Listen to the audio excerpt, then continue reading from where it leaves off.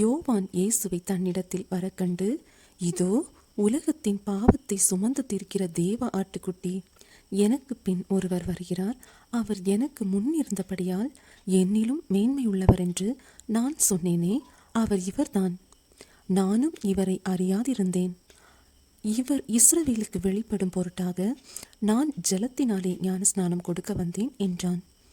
பின்னும் யோவான் சாட்சியாக சொன்னது, ஆவியானவர் புறாவைப் போல வானத்திலிருந்திறங்கி இவர் மேல் தங்கினதை கண்டேன்.